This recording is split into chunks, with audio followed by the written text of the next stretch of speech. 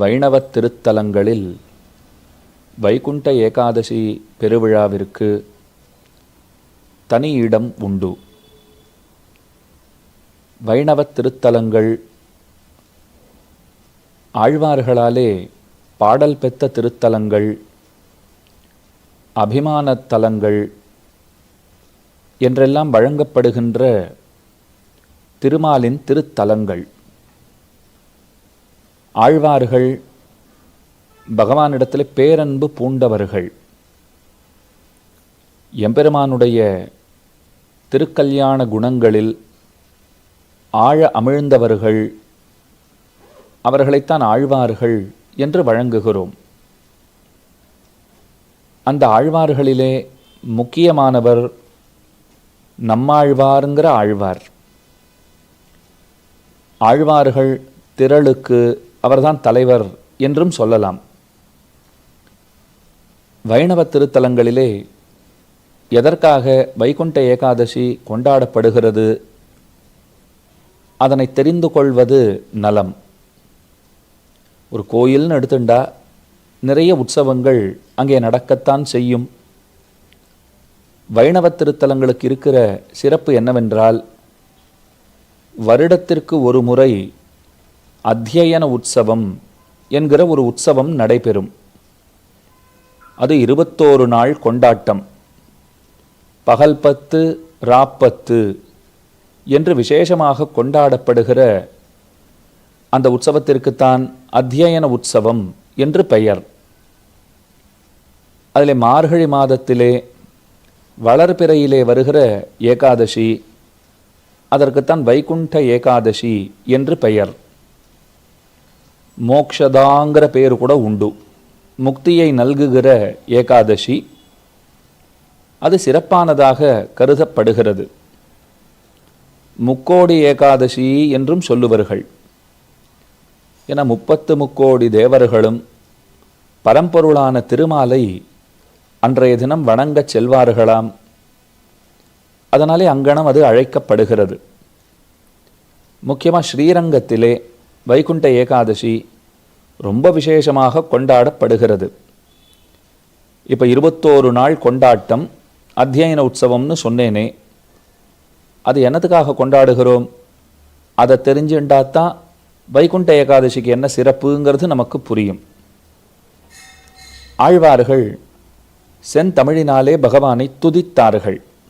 அந்தமிழால் நற்கலைகளை பாடினார்கள். 4000 திவ்ய பிரபந்தம் என்று அவர்கள் அருளிய அந்த நூல்களை நாம் அழைக்கிறோம். ரொம்ப ஆச்சரியமாக 4000 பாசுரங்களை பாடியிருக்கா. ஆழ்வார்களிலே கடைக்குட்டி ஆழ்வார், அவருக்கு திருமங்கை ஆழ்வார்னு பேர். அந்த திருமங்கை ஆழ்வார் திருவரங்கநாதனுக்கு நிறைய கைங்கரியங்களை செய்தார். திருவரங்கநாதனை வணங்கினார். இப்போ பெருமாள் கேட்டார், உனக்கு எதனா வேணும்னா கேளு அப்படின்னார். அப்போ திருமங்கை ஆழ்வார் சொல்கிறார், பகவானே, உன்னை அறிவிக்கிற பிரமாணங்களிலே, அதாவது உன்னை பற்றி தெரிஞ்சுக்கணும்னா அதற்கென்று இருக்கிற சான்றுகளுக்குள்ளே வேதத்திற்கு தனி இடம் உண்டு. வேதத்தை போல இன்னொன்று சொல்ல முடியாது. இப்போ என் பிரார்த்தனை என்னன்னா, அந்த வேதத்துக்கு சமமான கௌரவத்தை நம்மாழ்வாருங்கிற எங்கள் தலைவர் பாடியிருக்காரே, அவருடைய பாசுரங்களுக்கும் தர வேண்டும், பாடல்களுக்கும் தர வேண்டும் அப்படின்னு கேட்டார். உடனே பெருமாள் சொன்னார், அது என்ன நம்மாழ்வாருடைய பாசுரங்களுக்கு மட்டும்னு கேட்குறியே, நீயும் தான் நிறைய பாடியிருக்கே, இன்னும் ஏனைய ஆழ்வார்கள் பாடியிருக்கிறார்கள். இன்னொன்று, வேதத்துக்கு சமமான மரியாதை கௌரவம்னு தானே கேட்டே, நான் வரம் தரம்பார். நான் கொடுக்கிற வரம் என்ன தெரியுமா, வேதத்தை காட்டிலும் அதிக முக்கியத்துவத்தை தருகிறேன் அப்படின்னு விட்டார். எனக்கு வேதத்தை காட்டிலும் நீங்கள் அனைவரும் பாடியிருக்கிற திவ்ய பிரபந்தம் அதுதான் முக்கியமானது, அதுதான் எனக்கு மகிழ்ச்சி தருவது அப்படின்னு சொல்லிட்டார். திருமங்கை ஆழ்வார் புலகாங்கிதம் அடைந்தார். அதுக்கு மேலே அவர் சொல்கிறார், நம்மாழ்வார் பாடிய பாசுரங்களை நீ ஒரு 10 நாள் உற்சவமாக கேட்டு மகிழ வேண்டும் அப்படின்னு கேட்டுண்டார். அப்பவும் பெருமாள் குறுக்கிட்டார். பெருமாள் சொன்னார், அது என்ன அவர் பாடின பாட்டுன்னு மட்டும் சொல்கிற, நீங்களெல்லாம் பாடி இருக்கிறீர்களே, அதை கேட்கறதுக்கு 10 நாள் வச்சுக்கிறேன். நம்மாழ்வாருடைய திருவாய்மொழியை கேட்பதற்கென்று 10 நாள் வைத்துக் கொள்ளுகிறேன். 4000 திவ்ய பிரபந்தங்களுக்குள்ளே 3வது 1000 இயற்பான்னு சொல்லுவார்கள். அந்த இயற்பா பாசுரங்களை கேட்கறதுக்குன்னு ஒரு நாள் வச்சுக்கிறேன். இப்போ 10 10 20 20 1 21 நாள்னு ஆச்சா. அப்படித்தான் அத்தியாயன உற்சவம்ங்கிறது பிறந்தது. இது தமிழ் திருவிழா. உண்மையாக சொல்லணும்னு சொன்னால் இது தமிழ் திவ்ய பிரபந்தங்களுக்காகவே தமிழ் நூல்களுக்காகவே அமைந்திருக்கிற உற்சவம். வருஷத்தில் பகவானுக்கு நடக்கிற பிரம்மோற்சவம் இருக்கு பாருங்கோ, அது கூட 10 நாள் தான் நடக்கும். ஆனால் ஆழ்வார்களுடைய தமிழை கேட்பதற்காகவே 21 நாள் உற்சவங்களை பகவான் கொண்டாடுகிறான்னு சொன்னால் இது வைணவம் தமிழை சிறப்பிக்கிறதுங்கிறதுக்கு மிகச்சிறந்த எடுத்துக்காட்டு.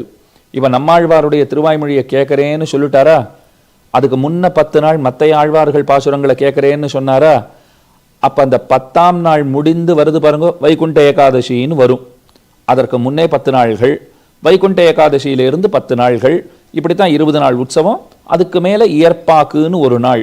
அப்போ வைகுண்ட ஏகாதசி தொடங்கி நம்மாழ்வாருடைய அருளி செயல், அதாவது அவர் பாடியிருக்கிற திருவாய்மொழிங்கிற நூல் சாமவேதத்தினுடைய சாரம்னு கொண்டாடப்படுகிறது.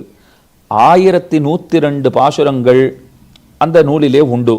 ஒரு நாளைக்கு 100 பாசுரங்கள் வீதம் வரிசையாக கேட்டு வருவார் பெருமாள். இப்போ ஒரு பதிகம்னு எடுத்துட்டா 11 பாட்டு இருக்கும்.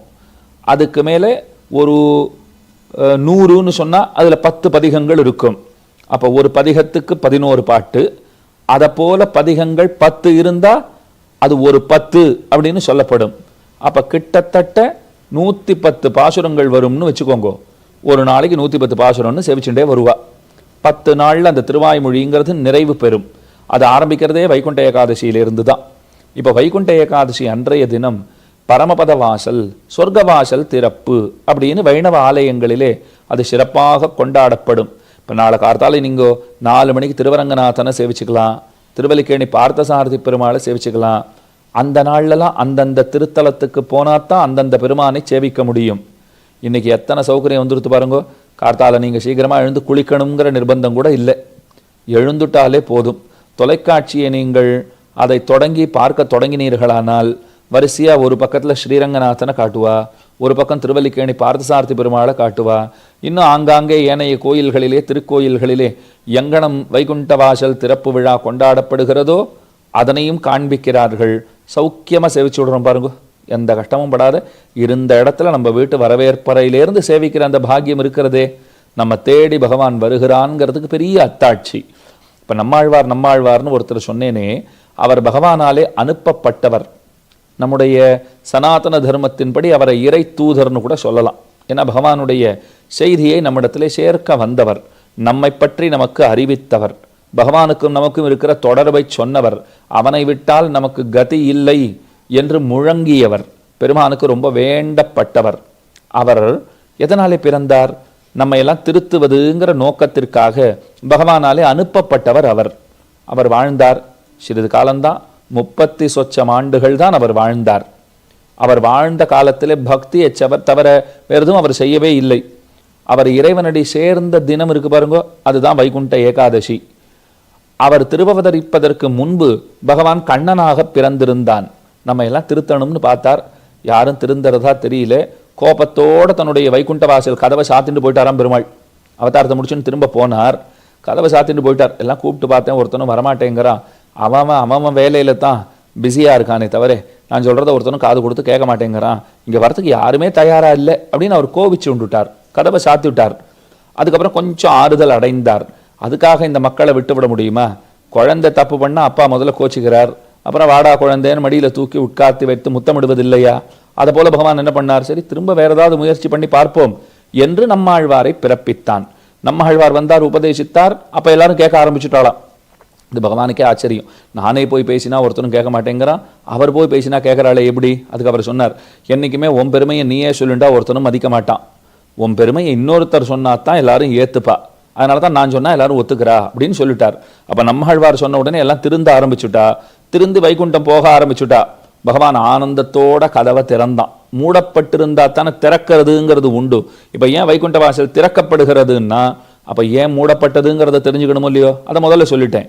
கண்ணனா போனார், அவதாரம் பண்ணிட்டு போனார், யாரும் வரல, கதவை சாத்திட்டார்.